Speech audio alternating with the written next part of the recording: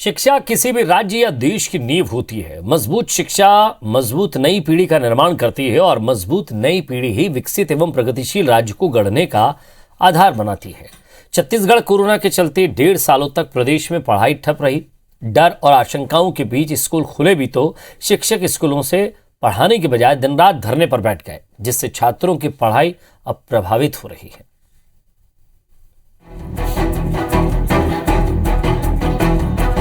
छत्तीसगढ़ की राजधानी रायपुर के बूढ़ा तालाब धरना स्थल पर पिछले 11 दिनों से अनवरत आंदोलन कर रहे प्रदेश के ये वो सहायक शिक्षक हैं जिन्हें होना तो स्कूल में था, लेकिन दिन रात धरना स्थल पर डटे हुए हैं। वेतन विसंगति दूर करने की मांग को लेकर पहली से 5वीं कक्षा के 1,09,000 शिक्षक आंदोलन कर रहे हैं।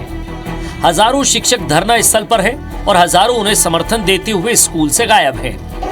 नतीजतन प्रदेश के सरकारी स्कूलों में पहली से 5वीं क्लास की पढ़ाई लगभग ठप है। वो भी तब जब प्रदेश भर के प्राइमरी मिडिल स्कूल में पढ़ने वाले लाखों बच्चों की पढ़ाई अधूरी है। वहीं अधूरी पढ़ाई के साथ 29 दिसंबर से अर्धवार्षिक परीक्षा देनी होगी। परीक्षा में 60% पाठ्यक्रम से प्रश्न शामिल होंगे। अभी तक एक भी स्कूल 40% कोर्स पूरा नहीं कर पाए हैं। सरकार को दिखा चुके हैं कि 1,09,000 सहायक शिक्षक एकजुट हैं। सरकार को बहुत जल्दी हमारे लिए पहल करना चाहिए और हमारी जो वेतन विसंगति है उसको जल्द से जल्द दूर करना चाहिए। शिक्षकों के हड़ताल से स्कूलों पर क्या असर हो रहा है, ये आप तस्वीरों में देखकर समझ सकते हैं।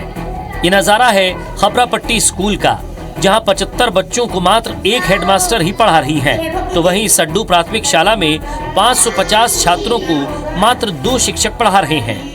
कोरोना के लंबे इंतजार के बाद लगभग 16 महीने बाद स्कूल 100% कैपेसिटी के साथ खोले गए, लेकिन अब स्थिति ये है कि इन्हें पढ़ाने के लिए शिक्षक नहीं हैं।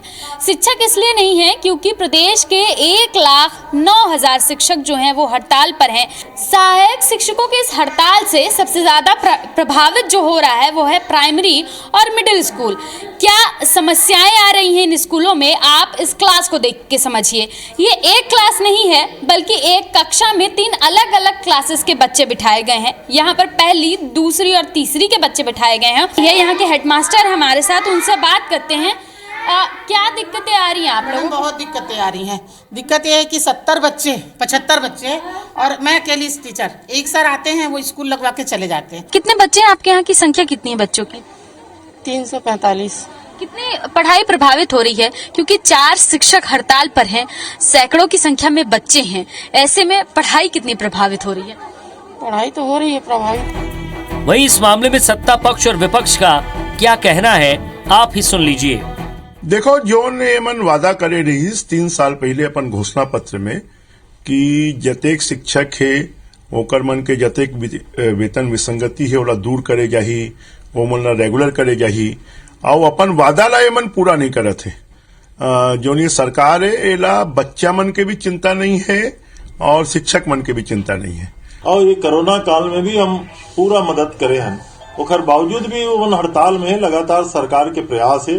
अभी माननीय मुख्यमंत्री जी निर्देश दे रही है कि प्रमुख सचिव स्तर के अधिकारी ओकर मन से चर्चा करी। आने वाला समय में ऐसा हम लगा थे कि फिर से हम बात करबो। और शिक्षकों के वेतनमान और शिक्षक छात्र अनुपात समेत कई दूसरे मानकों पर छत्तीसगढ़ का स्थान देश के कई दूसरे राज्यों से बेहतर है।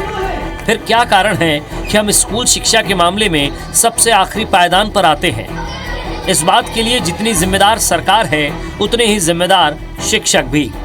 प्रिया पांडे के साथ राजेश राज, IBC 24, रायपुर।